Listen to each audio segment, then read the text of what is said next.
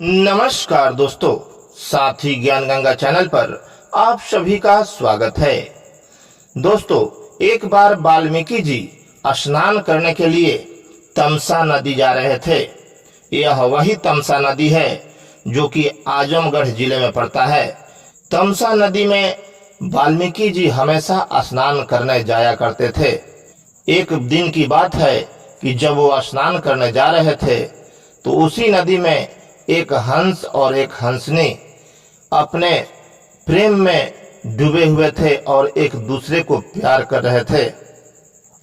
यह देखकर वाल्मीकि जी बहुत प्रसन्न हुए और उनको लगातार देखते रहे। तभी एक बहेलिया आया और तीर मार डाला। एक ही तीर में हंस मर गया और फिर उस हंस के मर जाने के बाद हंसनी भी उसे देखकर रोते रोते मर गई। इस तरह देख वाल्मीकि जी बहुत हैरान हुए, बहुत परेशान हुए। वे सोचने लगे कि ये कैसी लीला है, ये कैसा समय है जो कि हमें ऐसा दृश्य देखने को मिला। दोस्तों, उसी हंस और हंसनी की जोड़ा को बिछड़ते हुए देखकर वाल्मीकि जी समझ गए कि कोई ना कोई लीला होने वाला है। फिर क्या था, उन्होंने अपने दिव्य दृष्टि से देखा कि माँ सीता वन में भटक रही है, उनके आश्रम के आसपास भटक रही है।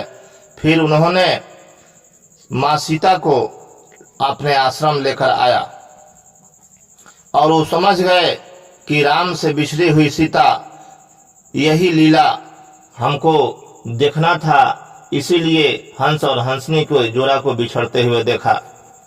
दोस्तों, उसी प्रेरणा से जब हंस और हंसनी को बिछड़ते हुए देखा और राम सीता को बिछड़ते हुए देखा तो उनके मन में एक प्रेरणा जगी और उन्होंने रामायण जैसी महाकाव्य लिख दिया।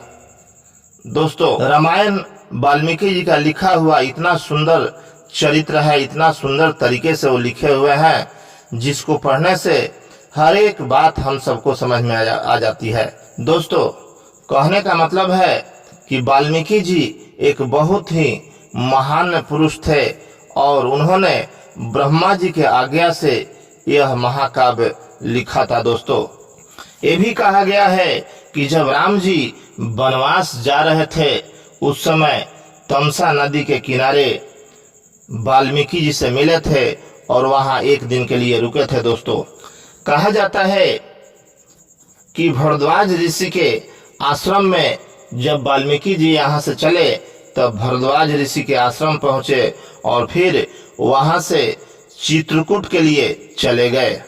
चित्रकूट में दोस्तों भगवान श्री राम जी और माता सीता लक्ष्मण जी चित्रकूट में एक कुटिया बनाया और उसी कुटिया में रहने लगे। उस समय पशु पंछी सभी बोला करते थे और सभी एक दूसरे को प्रेम किया करते थे। उस समय त्रेता युग चल रहा था। दोस्तों, त्रेता युग में भगवान श्री रामचंद्र का जन्म हुआ था और एक ऐसी कहानी बनी थी जिसको हम युगों युगों तक याद रखेंगे। ऐसे वाल्मीकि जी ने रामायण को लिखा था और फिर यह एक महाकाव्य बन गया। चलते चलते आप सभी को एक बार जय श्री राम बोलेंगे। दोस्तों, अगर आप हमारा वीडियो देख रहे हैं तो मेरे चैनल को सब्सक्राइब कर दीजिए और बेल आइकन दबा दीजिए। दोस्तों,